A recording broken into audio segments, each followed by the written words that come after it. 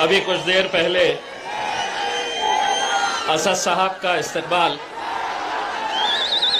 एक बहुत बड़े फूलों के हार से क्रेन के जरिए किया गया, जबकि मैं ये समझता हूं शेर आया है, वाकई में आया है शेर। आप लोग अभी छोटे शेर को भी सुन लो थोड़ा सा। क्रेन के जरिए असदुद्दीन अवैसी साहब का फूलों से इस्तकबाल किया गया, जबकि मैं ये सोच रहा था अगर ये जितने भी नौजवान यहां पर मौजूद है इनके सीने में झांक कर देखो तो सिर्फ एक ही तस्वीर नजर आएगी, बैरिस्टर असदुद्दीन अवैसी की तस्वीर। ये इतना सारा जोश, इतना सारा जुनून, आप लोगों की दीवानगी देखकर एक बात तो तय है कि आज लातूर की तमाम सियासी पार्टियां एक साथ बैठेगी,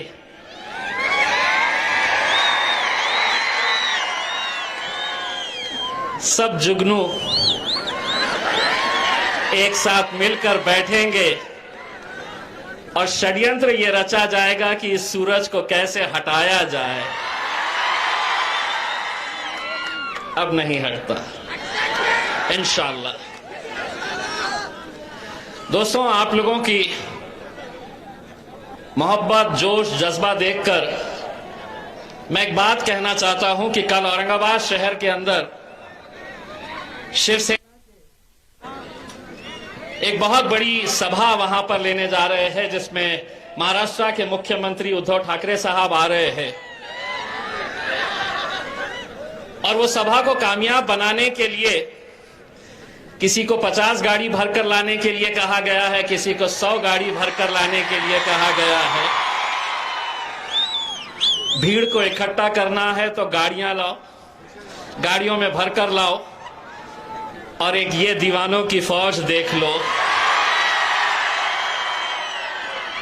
अगर आज इस मुल्क के अंदर अगर कोई एक ऐसी जमात है, एक ऐसा नेता है जिसको सिर्फ देखने के लिए, जिसको सिर्फ सुनने के लिए 200 किलोमीटर से मोटरसाइकिल के ऊपर सफर करके आने वाले ये नौजवान लोगों को हम सलाम करते हैं। हम आज जब नांदेड़ से निकले तो कितने सारे नौजवान मोटरसाइकिलों के ऊपर आज लातूर की तरफ कूच कर रहे थे। ये सोच रहे नहीं थे कि कितनी धूप है, कितनी दूर मुझे जाना है। ये दीवानगी है, और यकीन मानिए यही आपका जोश और जज्बा है जो हम जैसों को हिम्मत देता है उनकी आंख में आंख डालकर लड़ने के लिए।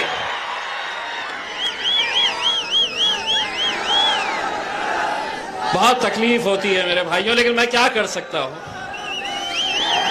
इतनी तकलीफ होती है कि पहले तो ये अकेला था, अब 2 हो गए,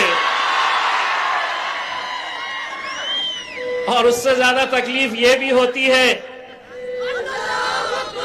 ये बोलते तो है, अब ये दूसरा आया तो ये भी बहुत बोलता है। अल्हम्दुलिल्लाह, आज ये हमारे लिए बड़ी खुशी और फख्र की बात है कि आज लातूर के अंदर इतने सालों के बाद हम आए हैं, वही जज्बा, वही मोहब्बत देखने को मिल रही। मोहम्मद अली साहब को हमने यहां की जिम्मेदारी दिए है। मैं मोहम्मद अली साहब को एक बड़े भाई की हैसियत से उनको बताना चाहता हूं कि ये जो आवाम है, इनके दिल में अगर जगह बनानी है तो जितने हमारे पुराने लोग हैं, नए लोग हैं, सबको साथ में लेकर चलो और मजलिस को मजबूत करने का काम करो। आज हमें मुत्तहिद होने की जरूरत है, एक प्लेटफॉर्म के ऊपर आकर एक ताकत बनने की जरूरत है। जैसा मोइन साहब ने बताया है कि आज हमारे खिलाफ, असदुद्दीन अवैसी साहब के खिलाफ, मजलिस इत्तेहादुल मुस्लिमीन के खिलाफ हर रोज तो कोई बोलता था, लेकिन अब यह वक्त आ गया है कि हमारे नबी करीम सल्लल्लाहु अलैहि वसल्लम कि गुस्ताखी के अंदर टेलीविजन चैनल के ऊपर बैठकर उनकी इतनी हिम्मत हो गई है कि वो समझ रहे कि हम कुछ भी बोलेंगे और हमारे खिलाफ कुछ नहीं होगा। लेकिन अब ऐसा नहीं होगा। भले ही भारतीय जनता पार्टी ने उस नुपुर नाम की महिला के खिलाफ कार्रवाई की है, लेकिन हम असद साहब से कहना चाहते हैं, ये गुजारिश करना चाहते हैं कि ये जो टेलीविजन चैनल वाले दिन दिन भर भोंकने का जो काम करते हैं, इन पे भी लगाम लगाने की जरूरत है। ये हमें तय करना है। मुंह खोले, जबान खोले कि सिर्फ जहर उगलने का काम कर रहे। यह मुल्क की खूबसूरती है। मैं तमाम पुलिस वालों को यह बताना चाहता हूं, मजलिस इत्तेहादुल मुस्लिमीन के बारे में अपना जहन सिर्फ टेलीविजन के हिसाब से मत बनाइए। ये वो जमात है जो इस मुल्क पे कभी वक्त आया तो सबसे पहले अपना सीना तान कर अगर कोई खड़े रहेंगे तो हम खड़े रहेंगे। लेकिन आज हमें किस नजरिए से देखा जा रहा, सिर्फ अपने जाती मफाद के लिए, सिर्फ अपनी राजनीतिक रोटियां सेकने के लिए आज मुल्क के वजीर आजम नरेंद्र मोदी साहब इस देश को कमजोर करने का काम कर रहे, जाति जाति धर्म मजहब के अंदर बांटने का काम कर रहे। लेकिन उनको भी सुन लेना चाहिए, तुम कितनी भी कोशिश कर लो, ये मुल्क इंशाअल्लाह हमेशा एक ताकतवर मुल्क, जहां पर हिंदू मुस्लिम सिख ईसाई आपस में है, भाई भाई बनकर ही रहेंगे।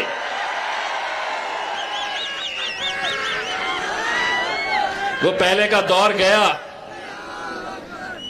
जब कांग्रेस का लीडर हुआ करता था, जब राष्ट्रवादी का लीडर हुआ करता था, वो बोलते थे और ये सुनते थे। वो दौर गया। अब दौर असदुद्दीन अवैसी साहब का है। अब अगर तुम बोलेंगे,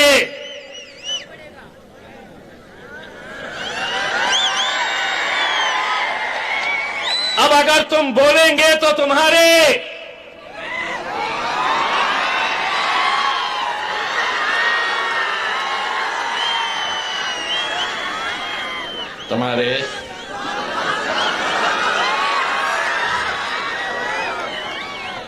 पप्पा को भी सुनना पड़ेगा। इस मुल्क के ऊपर जितना इख्तियार, जितना अधिकार दूसरे जाति धर्म और मजहब के लोगों को है, उतना ही अधिकार, उतना ही इख्तियार हमारा भी है। आज मुझे ये बताते हुए खुशी होती है कि जब मैं पार्लियामेंट के अंदर, जिस पार्लियामेंट के बारे में कहा जाता था कि ये बैरिस्टर असदुद्दीन अवैसी एक अकेला एमपी है, तंज करते थे, मजाक उड़ाते थे और कहते थे कि ये अकेला है और अकेला ही रहेगा। लेकिन अल्हम्दुलिल्लाह आप लोगों की दुआओं की वजह से अब असद भाई के पीछे मैं भी जाकर बैठता हूं। और कई बार आपने देखा होगा जब असद साहब बोलने के लिए खड़े रहते हैं और सामने से कोई कुछ बोलता है तो मैं बोलता चल बैठ बे बैठ। यही तकलीफ सताती है। और मैं उनको ये कहता हूं कि हम तो सिर्फ दो है,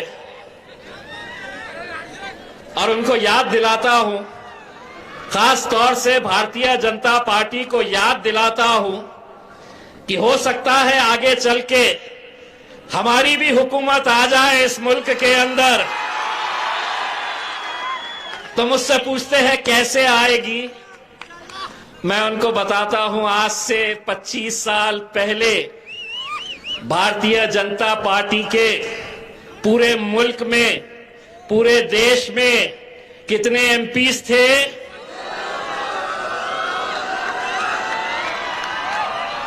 अब 300 हो गए। हम कितने हैं? आगे चल के बन सकती है। हौसले बुलंद रखना चाहिए सिर्फ। इंशाअल्लाह ये मुमकिन हो सकता है। असदुद्दीन अवैसी साहब वजीर आजम और मैं होम मिनिस्ट्री लेके आया तो खूब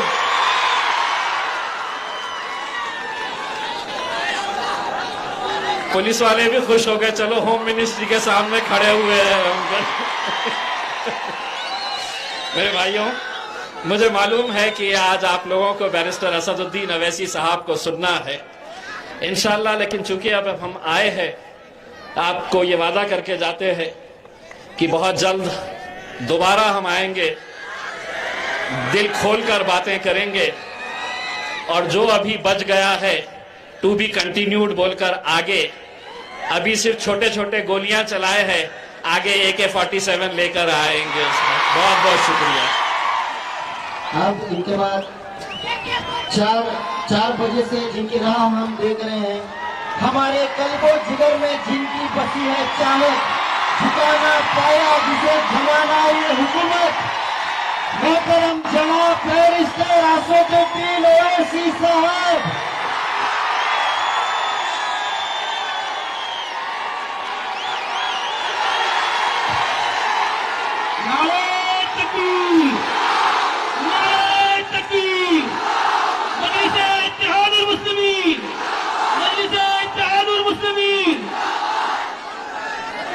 नारे तकबीर।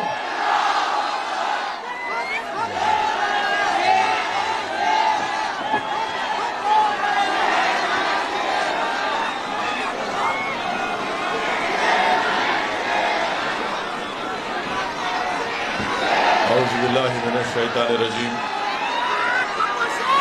बिस्मिल्लाहिर्रहमानिर्रहीम। अस्सलामु अलैकुम व रहमतुल्लाहि व बरकातुहू।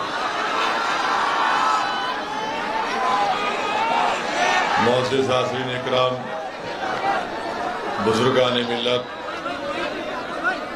मेरी इज़्ज़तदार माँ और बहनों, मेरे तमाम मजलिसी रुफ़ा और शहनशीन व तशरीफ़ फरमा मोअज़्ज़िज़ उलमा इकराम, जनाब मोहम्मद अली साहब सदर लातूर मजलिस इत्तेहादुल मुस्लिमीन, मोहतरम जनाब इम्तियाज जलील साहब रुकने पार्लिमान वो सदर महाराष्ट्र मजलिस इत्तेहादुल मुस्लिमीन,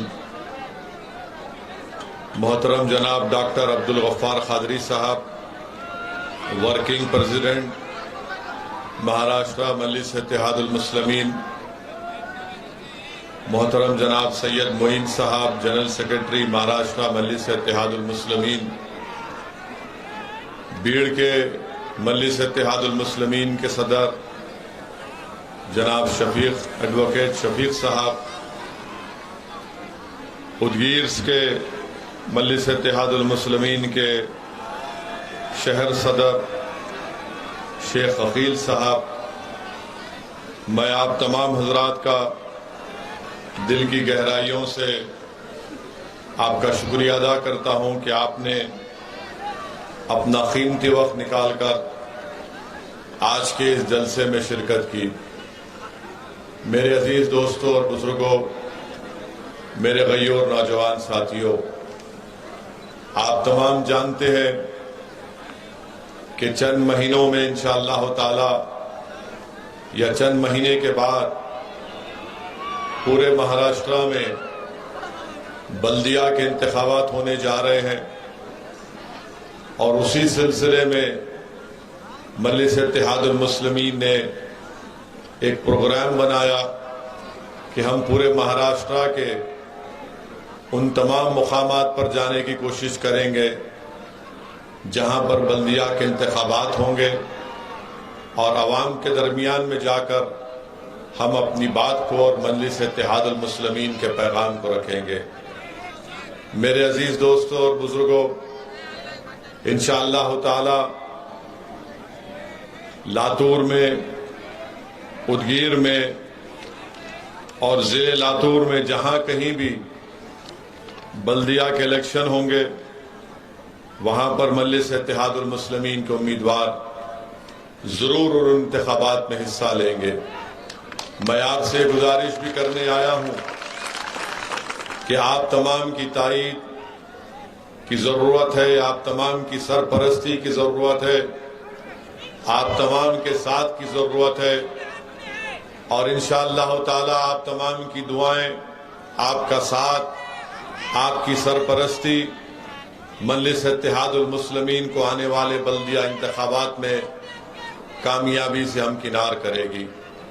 मेरे अजीज दोस्तों और बुजुर्गों, आपका यहां पर हजारों की तादाद में जमा होना यकीनन इस बात का पैगाम देता है कि न सिर्फ लातूर बल्कि लातूर जिले में जहां कहीं भी मजलिस इत्तेहादुल मुस्लिमीन बल्दिया के इंतखाबात में हिस्सा लेगी वहां पर जरूर इंशाअल्लाह ताला अल्लाह सुब्हानहू ताला अपने फजल और करम से हमारी जमात के, आपकी जमात के उम्मीदवारों को कामयाब और कामरान करेगा और उनको रुकने बल्दिया अल्लाह सुब्हानहू ताला उनको रुकने बल्दिया मुनक्कद करेगा, मुंतखब करेगा। मेरे अजीज दोस्तों और बुजुर्गों, मैं बार बार इस बात को दोहराता हूं कि आज हम वतन के 75 साल की आजादी मनाने जा रहे हैं 15 अगस्त को, और मेरा मानना यह है, मेरी जमात मजलिस इत्तेहादुल मुस्लिमीन का मानना यह है कि हमारे वतन अजीज में अगर मुसलमानों को इस बात की शिकायत है कि समाजी तौर पर, इख्तिसादी तौर पर, तालीमी तौर पर, नौकरियों में हमको हमारा हिस्सा नहीं मिला, हमको हमारा हक नहीं दिया गया, तो मैं आप तमाम से वही बात को कह रहा हूं कि आपको एक सियासी ताकत बनना पड़ेगा। जब आप सियासी ताकत बनेंगे तभी आपसे इंसाफ होगा, आपके हुकूक मिलेंगे और आपके हुकूक का तहफ़्फ़ुज़ भी होगा। ये एक तल्ख़ हकीकत है, आप इस बात को याद रख लीजिए कि सिर्फ नारों से या जज्बाती तकारीर से या सिर्फ इज्तिमात मुनक्कद करने से भारत के मुसलमानों को उनका हक नहीं मिलने वाला है।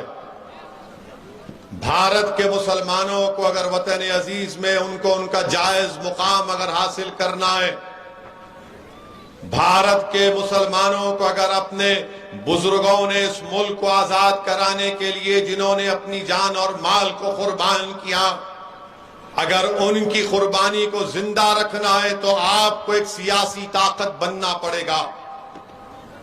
जब तक आप एक सियासी ताकत नहीं बनेंगे, मजलूम मुसलमानों से इंसाफ नहीं होगा।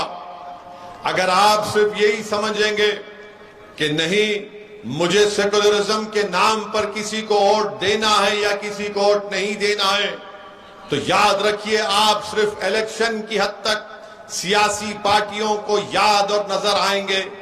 अगर आप ये चाहते हैं कि आपके मसाइल को हल किया जाए, अगर आप ये चाहते हैं कि वतन अजीज में मुझे इज्जत मिले, जिसको अंग्रेजी में हम कहते हैं डिग्निटी मिले, तो फिर याद रखो सिर्फ इज्जत मुझे मिलना चाहिए, डिग्निटी मुझे मिलना चाहिए कि बोलने से आपको डिग्निटी और इज्जत नहीं मिल जाएगी।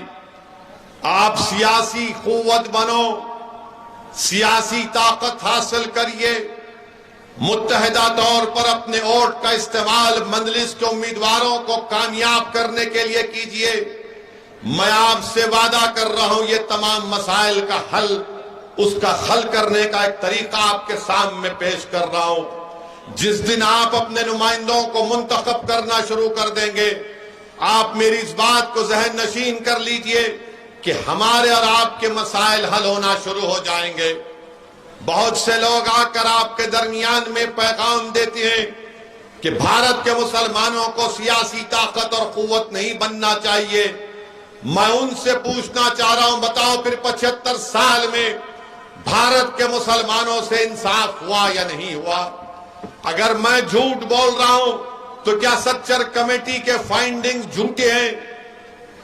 अगर मैं झूठ कह रहा हूं तो रंगनाथ मिश्रा कमीशन की रिपोर्ट क्या कहती है भारत के मुसलमानों के बारे में?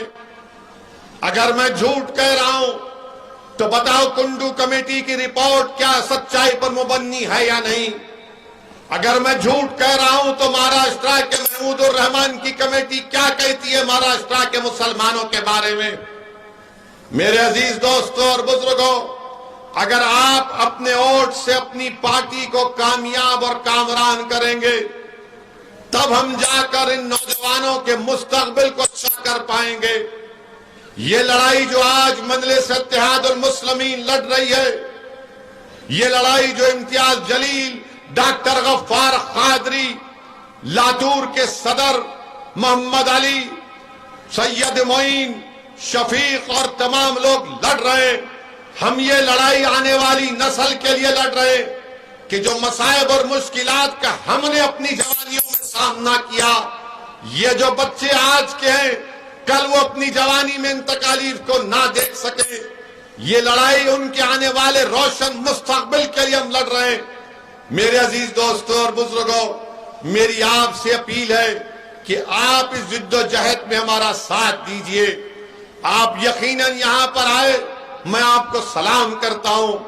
आप हजारों की तादाद में आए, मैं आपका शुक्रिया अदा करता हूं। मगर जब पोलिंग का दिन होगा और यही हजारों का मजमा इसको अपने वोट में तब्दील कर देगा, तब एक इनकलाब बर्पा होगा और वही इनकलाब को हमको और आपको बर्पा करना है। अब आप इस बात को जहन नशीन कर लो कि आप भारत में आप किसी हुकूमत को तब्दील नहीं कर सकते। अगर आप कुछ कर सकते हैं तो अपने वोटों से कभी होगा। मेरी इस बात को याद रख लो। आप, मैं आपको डराने के लिए नहीं कह रहा हूं बल्कि सच्चाई को बयान कर रहा हूं। मैं उत्तर प्रदेश में 150 तकरीर किया, हर तकरीर में यही बात कहता था कि उत्तर प्रदेश के मुसलमानों, तुम बीजेपी की हुकूमत को बनाने से रोक नहीं पाओगे। तुम अखिलेश को वोट दोगे तो तुम्हारा वोट जाय हो जाएगा। आज उत्तर प्रदेश का मुसलमान इस बात को समझ रहा है कि ओवैसी जो कह रहा था वो बात सच निकली। आज उत्तर प्रदेश का मुसलमान अपने आप को ठगा महसूस कर रहा है। आप अपने वोट से अपनी ताकत को और अपने नुमाइंदों को कामयाब कर सकते हैं। आज उत्तर प्रदेश में मुसलमानों पर जुल्म होता है। एक बच्चा बदायूं का, उसको पुलिस पकड़ती है, इल्जाम लगाती है कि उसने गोश्त को किसी गाय या किसी भैंस को काटा और गोश्त के इल्जाम में, स्मगलिंग के इल्जाम में पकड़कर उसको इतना मारती है कि उसके जिस्म के पिछले हिस्से में राड को अंदर डाल दिया जाता है। आप बताइए, क्या कोई समाजवादी का नेता बोला? क्या कोई बहुजन समाज का लीडर बोलता है? सब खामोश बैठे हैं। हम बयान देते हैं, मीडिया में बोलते हैं, मजलिस के जिम्मेदार उस गरीब के घर को जाते हैं तो वहां के मजलिस के जिम्मेदारों ने मुझे फोन कर कहा कि सदुद्दीन ओवैसी साहब, जिस बच्चे पर यह जुल्म और बर्बरियत की गई उसका बाप इतना गरीब है कि वो खबर खोद कर अपनी जिंदगियों को गुजारता है, अपने घर को चलाता है। उस पर जुल्म हुआ मगर कोई आवाज नहीं उठाएगा। मेरे अजीज दोस्तों और बुजुर्गों, कानपुर में गड़बड़ हुई। मीडिया तो माशाल्लाह एक तरफा दिखाता है अपने पप्पा मोदी को ही सिर्फ। मीडिया के दो आंख है मगर एक आंख इतनी मोहब्बत में डूब चुकी है बीजेपी के, और दूसरी आंख में मोदी का मोतिया उतर चुका है, तो उनको दिखता ही नहीं है। मगर हर टीवी चैनल पर दिखाया जा रहा है ये मुसलमान पत्थर फेंका, मुसलमान पत्थर फेंका। अरे जब पत्थर फेंकता है तो दो तरफ से पत्थर फेंके जाते हैं, एक तरफ से पत्थर नहीं फेंका जाता, दो तरफ से पत्थर फेंके जाते हैं। और पुलिस का काम यह है कि जो पत्थर फेंकता उसको उठाओ आप, मगर यहां पर नहीं, यही लोग किए, यही किए, यही पत्थर फेंके, पेट्रोल बम बनाए, व्हाट्सएप ग्रुप बनाए। याद रखो ये कहानी बहुत पुरानी हो चुकी है, इस कहानी को बदलो। तुम 40 साल से सिर्फ यही कहानी, नहीं मुसलमानी फेंका, मुसलमानी किया, तो क्या सब क्या दूसरे दूध के धुले हुए हैं? मगर आप देखो कोई आवाज नहीं उठाता। उत्तर प्रदेश में समाजवादी के नेताओं के, उनके लीडर के मुंह में दही जम चुकी है, जबान नहीं खोलते। मध्य प्रदेश में सेंधवा खरगोन में घरों को तोड़ दिया गया, घरों को तोड़ दिया गया बगैर नोटिस दिए, कोई आवाज नहीं उठाता। सेंधवा खरगोन के गरीब मुसलमानों ने फोन कर कर मंजलिस के लोगों को कहा कि क्या कोई मदद नहीं करोगे? अल्लाह का फजलो करम है, हमने कोशिश की। जिन गरीबों के घरों को बेजा तोड़ दिया गया था बीजेपी की सरकार की जानिब से, हमने उनको कुछ माली इमदाद करने का इंतजाम करवाया। आप बताइए कौन फिर आवाज बनेगा आपकी? सब लोग आकर बोलेंगे ओवैसी भड़का भाषण देता है, ओवैसी जज्बाती तकरीर करता है। अरे मैं जो कुछ कह रहा हूं अभी और कहूंगा उसमें बताओ, उसमें क्या सच्चाई है या झूठ है, मुझे बताओ।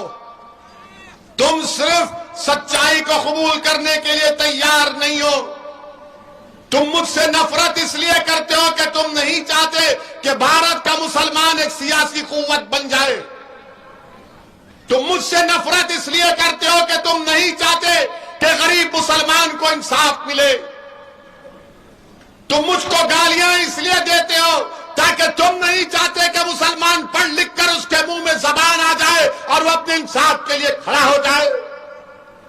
तुम मेरे जिस्म पर गोलियां इसलिए चलाई तुमने ताकि तुम नहीं चाहते कि मैं जिंदा रहूं और गरीब और मजलूमों की दास्तान को, इंसाफ को बयान करूं। मगर सुन लो गोली मारने वालों, सुन लो मेरे दुश्मनों, मैं मरने के लिए तैयार हूं। क्या तुम मरने के लिए तैयार हो? बताओ गोली चलाने वालों। मुझको मारने वालों याद रखो, तुमको भी मरना है, मुझे भी मरना है एक दिन। मैं मौत से नहीं डरता, मैं डरता इस बात से हूं कि जब खबर में तुम और हम जाएंगे, जब हशर का मैदान होगा तो हम कैसे अपने अमाल का हिसाब देंगे।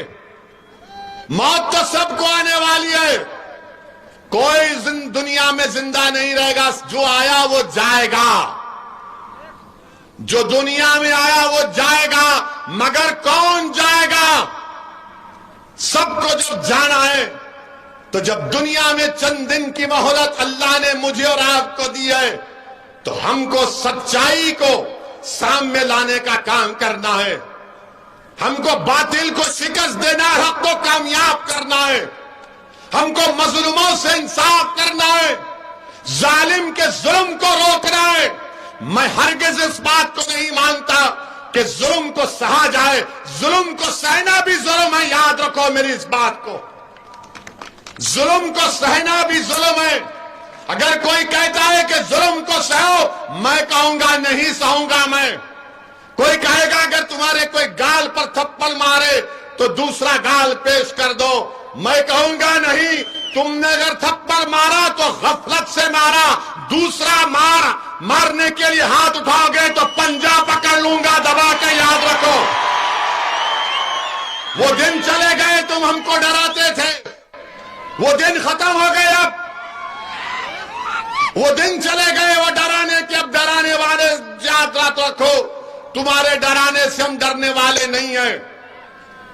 मेरी जिंदगी की कीमत और तुम्हारी जिंदगी की कीमत एक है। अगर मैं मुसलमान हूं तो मेरी जान की कीमत की कमी नहीं है। मैं भारत का अव्वल दर्जे का शहरी था, हूं और रहूंगा इंशाअल्लाह ताला। लोग पूछेंगे ओवैसी तुम क्या कह रहे हो? मिसाल दे रहा हूं। दिल्ली में फसाद हुआ तो वीडियो आज भी है। वो बच्चे का नाम, मरहूम का नाम फैसल या फजल था। 3 बच्चे जमीन पर लेटे हुए हैं। दिल्ली की पुलिस उनको मार रही है और मारकर जख्मी है। और हजरत पुलिस दिल्ली की कहती है कि पढ़ो जनगण मन पढ़ो। मौत करीब है उस मुसलमान बच्चे की। वो जनगण मन पढ़ रहा है, उसके बाद वो बच्चा मर जाता है। क्या उस बच्चे की जान की कीमत नहीं है? क्या मैं जाकर उसकी मां से कहूं कि तुम्हारे बेटे पर जुल्म हुआ, तुम सह लो? वो कहेगी जालिम है तू बोलने वाले। मैंने अपनी कोख को उजाड़ दिया, मैं अपनी औलाद से महरूम हो गई। हम उन माओं को कहना चाह रहे कि अब हम अपने बच्चों को नहीं खोने देंगे इंशाअल्लाह ताला। अब हम जुल्म नहीं सहेंगे, इसलिए कि भारत का संविधान जिसको बाबा साहिब अंबेडकर ने बनाया, उसी बाबा साहिब अंबेडकर ने फंडामेंटल राइट में लिखा है कि भारत के नागरिक की जिंदगी, राइट टू लाइफ एक फंडामेंटल राइट है। मेरी जिंदगी, आपकी जिंदगी, सबकी जिंदगी, चाहे किसी मजहब और जात का हो, उसकी जिंदगी एक फंडामेंटल राइट है। आप मेरा फंडामेंटल राइट मुझसे नहीं छीन सकोगे। मेरे अजीज दोस्तों और बुजुर्गों, ये लड़ाई आपको और हमको मिलकर लड़ना है। ये लड़ाई मुश्किल जरूर है, मगर मुझे यकीन है कि अगर आपका साथ मिलेगा, आपकी दुआएं साथ रहेंगी, तो इंशाअल्लाह ताला हम ना सिर्फ लातूर में, ना सिर्फ महाराष्ट्र में, बल्कि पूरे भारत में हम एक नई तारीख को रकम करेंगे इंशाअल्लाह ताला। मेरे अजीज दोस्तों और बुजुर्गों, पार्लियामेंट में इम्तियाज जलील की हमारी तकरीर होती है, हम मजलूम आवाम के मसाइल को उठाते हैं, तो लोग बोलेंगे क्या पार्लियामेंट में दूसरे पार्टी के मुसलमान एमपी नहीं है जरूर। मगर जब इम्तियाज जलील और असदुद्दीन ओवैसी की तकरीर की बारी आती है, तो दूसरी पार्टी के मुसलमान आकर बैठकर बोलते हैं कब बोलोगे, क्या टाइम पे शुरू होगा? और सब हम जब बोलते हैं कि आप बोलो, तो बोले हमारी पार्टी बोलने नहीं देती हमको ओवैसी साहब, हमारी पार्टी हमको बोलने नहीं देती, इसीलिए हम बैठकर आपकी तकरीर को सुनते हैं। मेरे अजीज दोस्तों और बुजुर्गों, मैं यहां पर आया हूं तो लातूर में आपको लीडर बनाने के लिए आया हूं। मैं भारत के जिस कोने में जाता हूं वहां पर कहता हूं कि आपको नेता बनना है, आपको कायद बनना है, आपको क़यादत करना है। और क़यादत किसी घर का या खानदान का हिस्सा नहीं रहेगा। अगर कोई किसी बड़े बाप का बेटा है या किसी खानदान का चश्मो चिराग है, तो जरूरी नहीं है कि वही क़यादत करे। क़यादत वो करेगा जिसके दिल में सबसे पहले अल्लाह का खौफ होगा और शैतान का दुश्मन होगा। क़यादत वो करेगा जो अल्लाह से डरेगा और बातिल से मुकाबला करेगा। क़यादत वो करेगा जो अल्लाह उसके रसूल से मोहब्बत करेगा और रसूल अल्लाह सल्लल्लाहु अलैहि वसल्लम के दुश्मनों से नफरत करेगा। क़यादत वो करेगा जो अल्लाह को राजी करेगा और शैतान से नफरत करेगा। वो क़यादत नहीं हो सकता जो अल्लाह को भी और शैतान को भी राजी करना चाहता है। मेरे अजीज दोस्तों और बुजुर्गों, इसीलिए हम आपसे अपील कर रहे हैं, क्या आप महाराष्ट्र के लीडर बनने तैयार हैं? क्या तुम कायद बनने तैयार हो? जो कोई लीडर बनना चाहता है हाथ उठाओ पूरा। बस यही मेरी जिंदगी का सरमाया होगा। मैं जब इस दुनिया से जाऊंगा तो मैं चाहूंगा कि एक असदुद्दीन ओवैसी नहीं बल्कि मुझसे ज्यादा काबिल हजारों लोग खड़े हो जाएं जो गरीब और मजलूमों के इंसाफ के लिए लड़े, जो सिर्फ मुसलमानों की बात ना करे, जो सिर्फ दलितों की बात ना करे, जो सिर्फ आदिवासियों की बात ना करे, बल्कि हर उस इंसान की बात करे जिस पर जुल्म हो रहा है, जिसको दबाया जा रहा है, जिसको पीसा जा रहा है। आप उसी वक्त करेंगे जब आप कायद बनेंगे।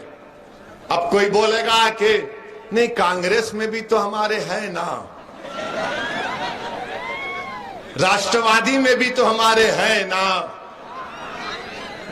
शिवसेना में भी है ना से रहना बड़ा फर्क पड़ता है। पड़े हुए हैं, है वहां पर पड़े हुए हैं, मगर जब तुम मजलिस में आकर लीडर बनोगे, नेता बनोगे, तो तुम्हारी आवाज को तुम्हारा दुश्मन भी सुनेगा, तुम्हारी आवाज को हर कोई सुनेगा, तुमको अल्लाह रब्बे करीम दीन और दुनिया की इज्जतों से नवाजेगा, तुम अपनी आवाज को आजादगी के साथ उठा पाओगे। मेरे अजीज दोस्तों और बुजुर्गों, यही हमारा मकसद है कि आपको लीडर बनाना, आपको नेता बनाना, आपको उन लोगों के सामने लाकर खड़ा कर देना, तभी जाकर हम अपने मसाइल को हल कर सकते हैं। लोग बहुत सी बातें करेंगे और करने का उनको हक भी और अख्तियार भी हासिल है, जमहूरियत है, मगर क्या आप बताइए, मजलिस पर इल्जाम लगाते थे और लगाते हैं कि मजलिस फिरका परस्त है, मजलिस फिरका परस्त है। अरे बताओ, अगर मजलिस फिरका परस्त होती तो औरंगाबाद में 21 साल के शिवसेना के एमपी को औरंगाबाद की आवाम ने और अल्लाह के फजलो करम से 21 साल के शिवसेना के एमपी को क्या कांग्रेस ने हराया? क्या राष्ट्रवादी ने हराया? और उस हराने वाले का नाम क्या था? उस हराने वाले का नाम सैयद इम्तियाज जलील था। यही काम हम कर सकते हैं अगर आपके हौसले बुलंद हो, अगर आप ख्वाब देखना जानते हैं तो ख्वाब देखो लातूर की जनता, तुम ख्वाब देखो और इंशाअल्लाह हम उस ख्वाबों को पूरा करेंगे मिलकर। मगर अगर आप ख्वाब नहीं देखेंगे, अगर आप यही समझेंगे अरे नहीं भाई कुछ नहीं होने वाला है, यहां क्या होता, ये सब एक मिले हुए हैं, नहीं मेरे अजीज दोस्तों और बुजुर्गों, सब मिले हुए हो सकते हैं, असदुद्दीन ओवैसी उन लोगों से कभी नहीं मिला, ना कभी मिलेगा इंशाअल्लाह ताला। मेरा कोई मफाद नहीं है, मेरा एक ही मकसद है, मेरा एक ही मकसद है कि आपको लीडर बनाया जाए। अल्लाह ने मुझे बहुत कुछ दिया, मुझे एक ही चीज चाहिए कि मेरी आंख जब बंद हो जाए अल्लाह के हुक्म से, तो मैं एक ही चीज चाहता हूं कि मुसलमान एक भारत में सियासी कुव्वत बन जाए, मुसलमान एक सियासी ताकत बन जाए। तब आप देखेंगे, शायद मैं जिंदा रहूं या ना रहूं, मगर मेरे अल्फाज को याद रखना कि एक दीवाना हमारे दरमियान में आकर पुकारता था कि भारत के मुसलमानों को एक सियासी ताकत बनना है, भारत के मुसलमानों को नेता बनना है, भारत के मुसलमानों को लीडर और कायद बनना है, भारत के मुसलमानों का मसला सियासी कुव्वत से हल होगा। आप जब याद रखेंगे कि हाँ ये शख्स कहता था, हमको उस वक्त उसकी बात समझ में नहीं आई, मैं लातूर के अवाम से ही कह रहा हूं कि आप हमारा साथ दो, आप हमारा साथ दो नौजवानों, आप मोहम्मद अली का साथ दो, मजलिस का साथ दो और आने वाले बल्दिया के इंतखाबात में अपने वोट से मजलिस के उम्मीदवारों को कामयाब और कामरान करिए। लोग बहुत सी बातें करते जाएंगे, मगर आप बताइए, जब औरंगाबाद की पार्लियामेंट की सीट से इम्तियाज जलील को अल्लाह ने कामयाब किया, तो क्या हम महाराष्ट्र में एक और इनकलाब नहीं बर्पा कर सकते? बराबर कर सकते हैं। लोग बहुत सी बातें करेंगे, बहुत सी बातें करते आए हैं, अरे ऐसा होगा, कुछ नहीं होने वाला है, अब कुछ नहीं होने वाला है। जो लोग आकर तुमसे कहेंगे सेक्युलरिज्म है, कहां का सेक्युलरिज्म है बताओ? जो संविधान में सेक्युलरिज्म मैं उसको मानता हूं, जो सियासी सेक्युलरिज्म है मैं उस पर थूकता हूं। ये सियासी सेक्युलरिज्म क्या है सुनो आप। मध्य प्रदेश में एक हमारे जैन तबके के, जैन बिरादरी के एक ज़ईफ आदमी को एक बीजेपी के कॉरपोरेटर के हस्बैंड ने, शौहर ने खूब पीटा, थप्पड़ मारा, वीडियो निकाला और क्या कह रहा था? बोल क्या तू मुसलमान है? 4 थप्पड़ मारता, बोल क्या तू मुसलमान है? वो बेचारा ज़ईफ बूढ़ा बोल, अरे नहीं नहीं तो नहीं तू मुसलमान है। इतना मारा कि वो मर गया। अब आप बोलो सेक्युलरिज्म है ये सेक्युलरिज्म है। मध्य प्रदेश में वसीम शेख हाथ कटे हुए हैं, बीजेपी की सरकार ने कहा कि पत्थर फेंकता है, दुकान को तोड़ दिए। ये सेक्युलरिज्म है? आप बताइए कौन सा सेक्युलरिज्म है ये? मेरे दलीलों का जवाब दो। जो मुझ पर उंगलियां उठाते हैं, जो मुसलमानों की सियासी कुव्वत बनने की राहों पर कांटे डालते हैं, बताओ फिर ये कैसे हो रहा है? कौन कर रहा है ये? मेरे अजीज दोस्तों और बुजुर्गों, आपको फैसला लेना है। आप एक अच्छा फैसला ले लीजिए, हालात तब्दील हो जाएंगे।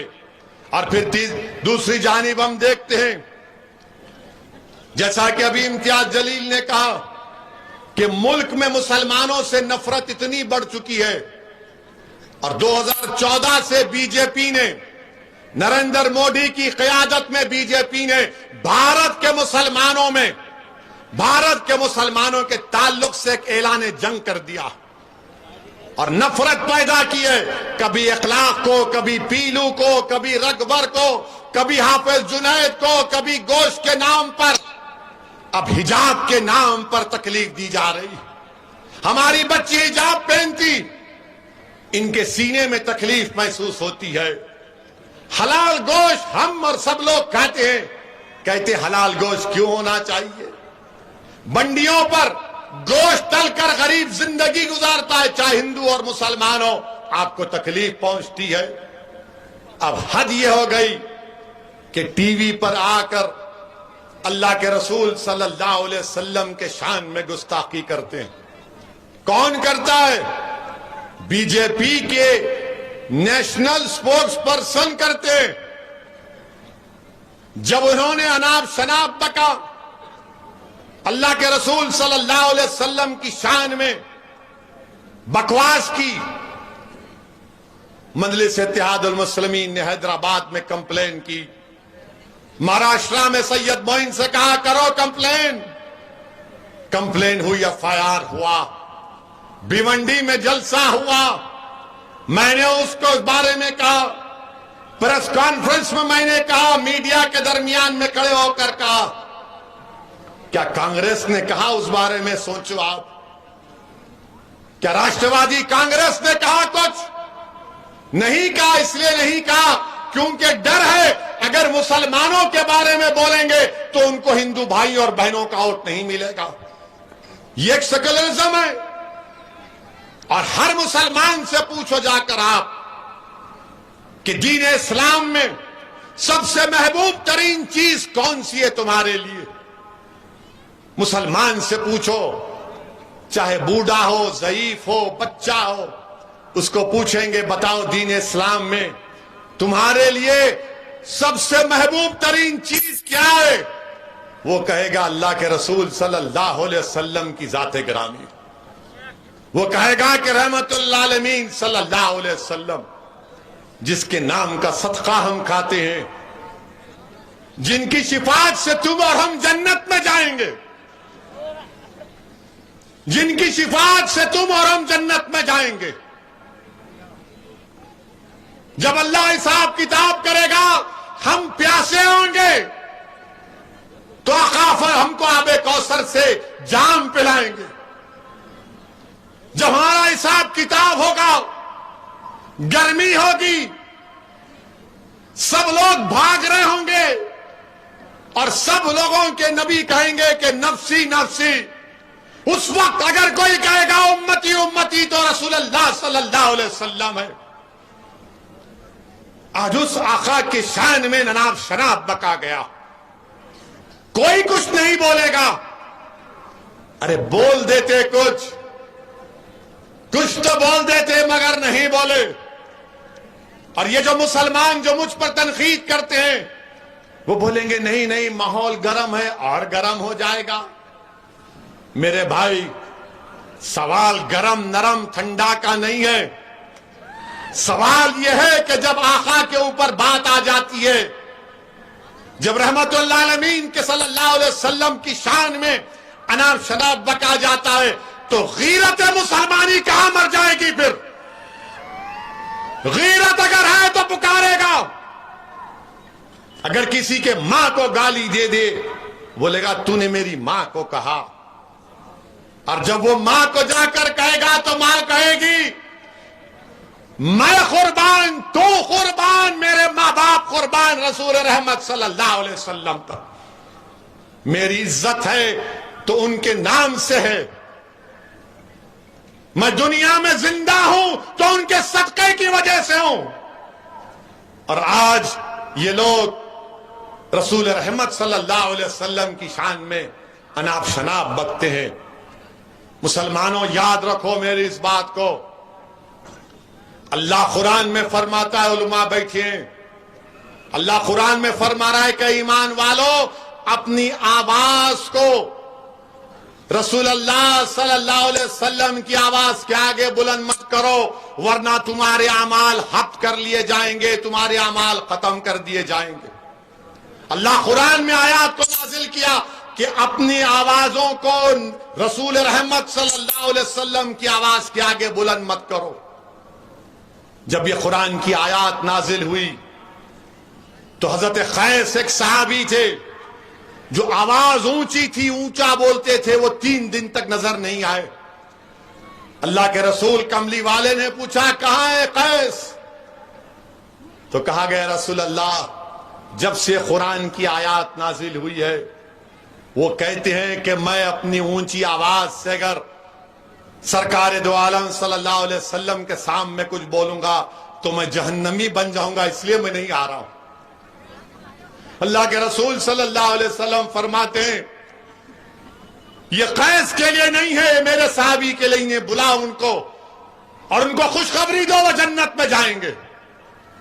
आवाज को बुलंद करने का हुक्म नहीं है, ये मोहब्बत का तकाजा है, ये गुलामी का तकाजा है।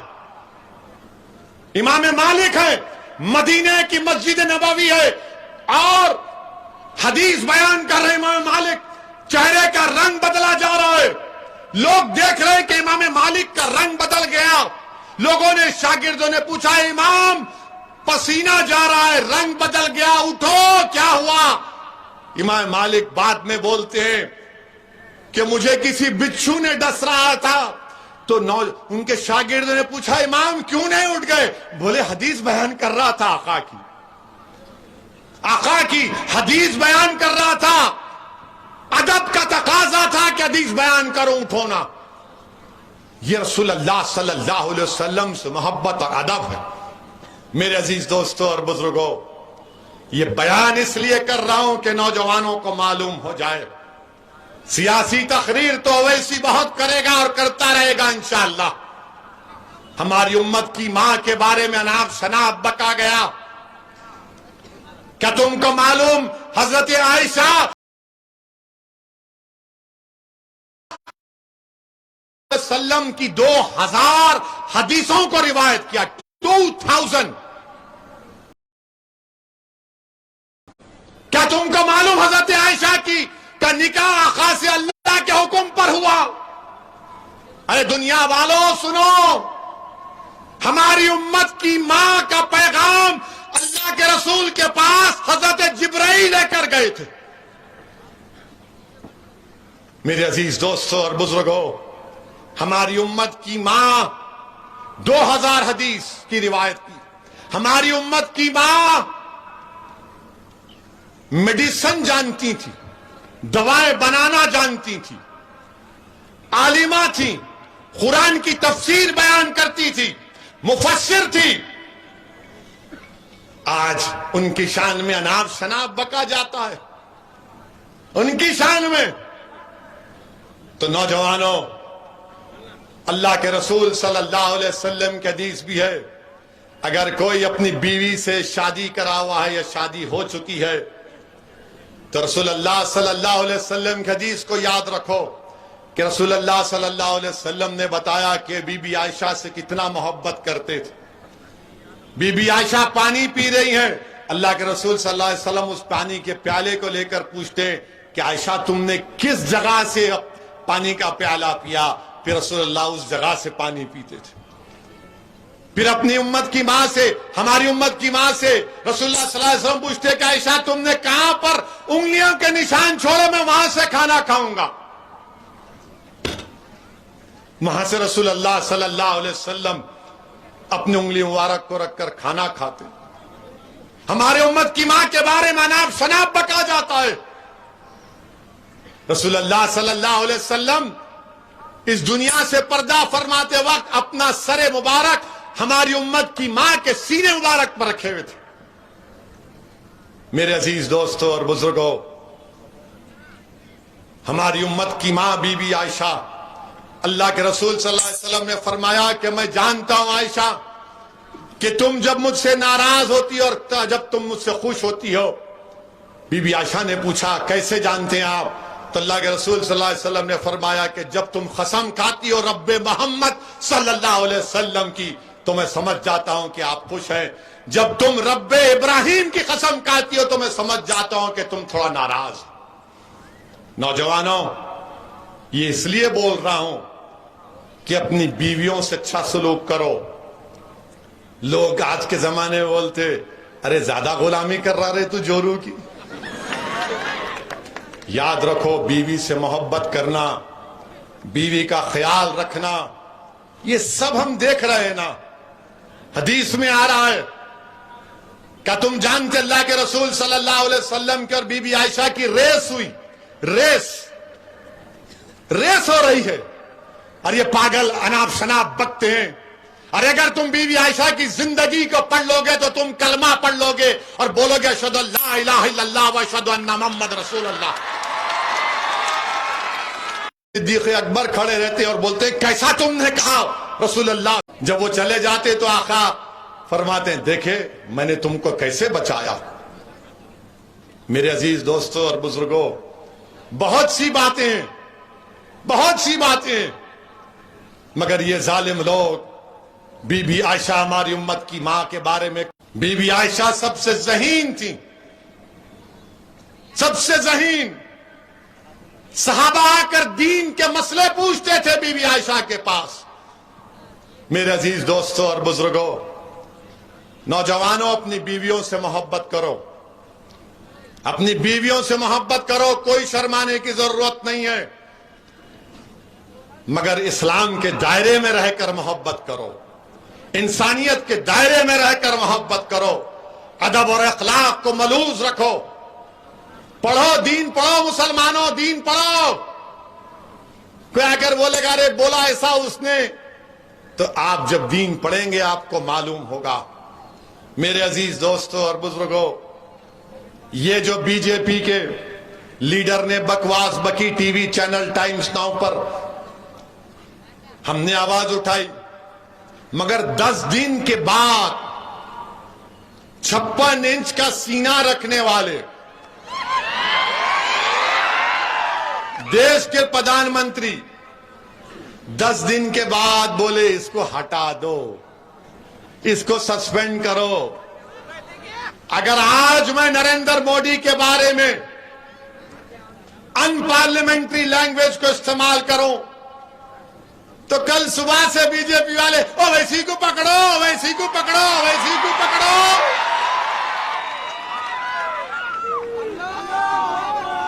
आप बताइए, 10 दिन के बाद मोदी को ख्याल आया, हम पुकार रहे हैं, बोल रहे हैं, मगर टस से मस नहीं होते मित्रों। और कब हरकत में आते हैं? हरकत में कब आते हैं?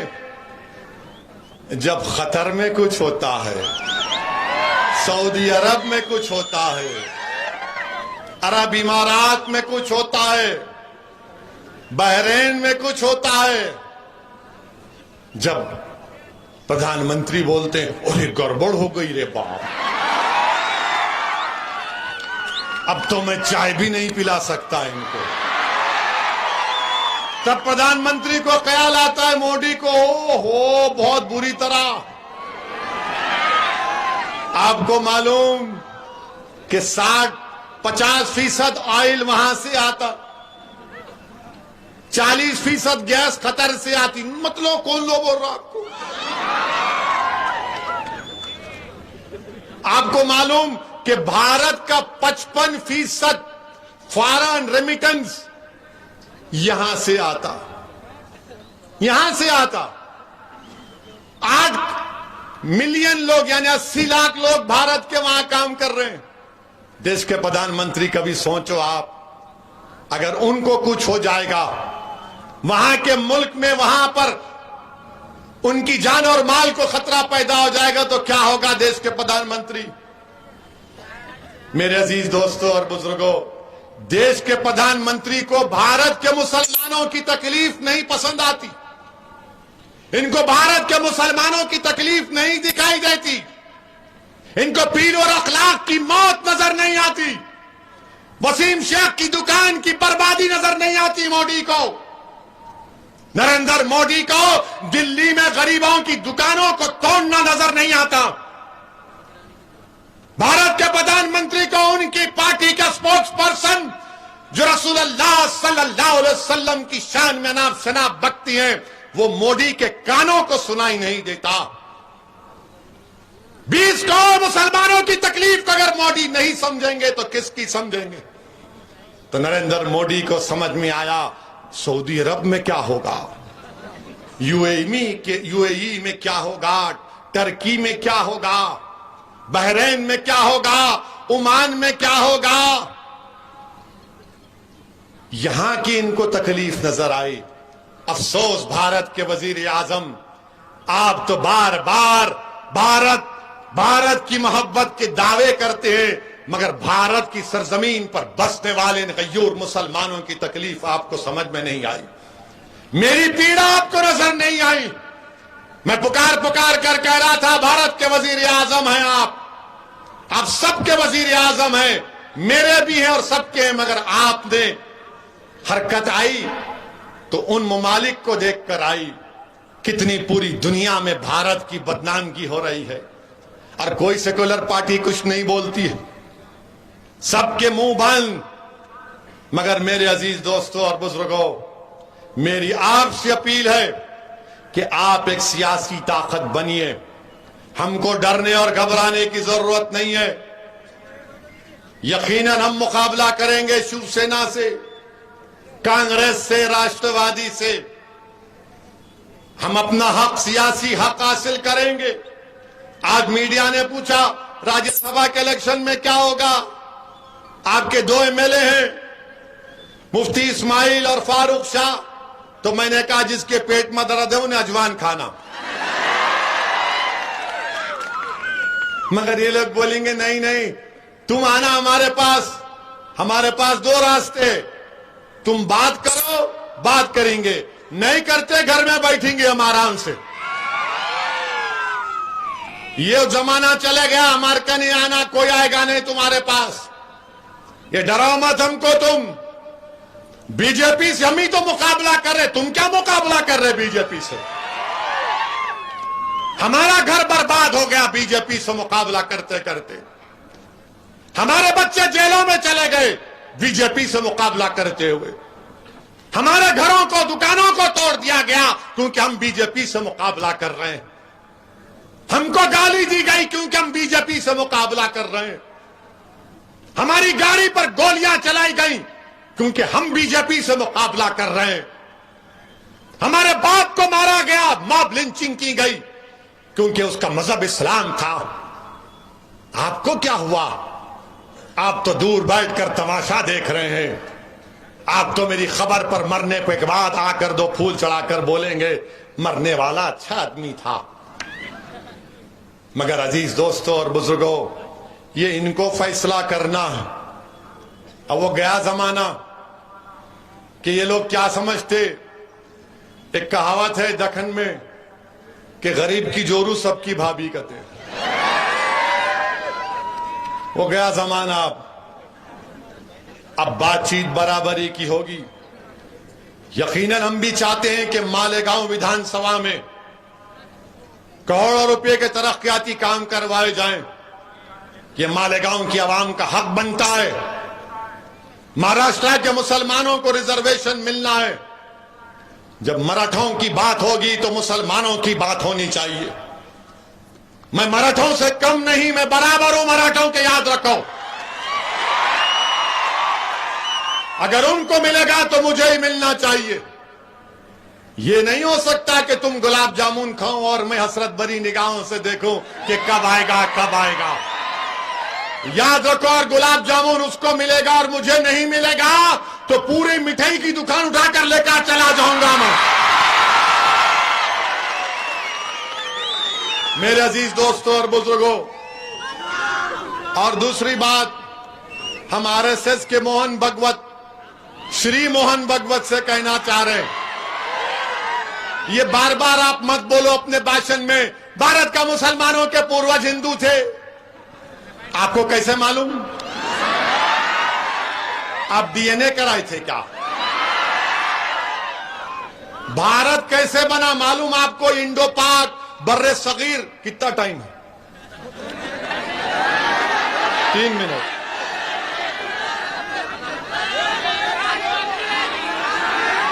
तीन मिनट है। तो भारत कैसे बना? भारत, इंडिया जो मौजूदा बर्रे सगीर जिसको कहते हैं, 65,000 साल पहले अफ्रीका से लोग आए थे। अब पूछिए आरएसएस वालों से, है अफ्रीका से है।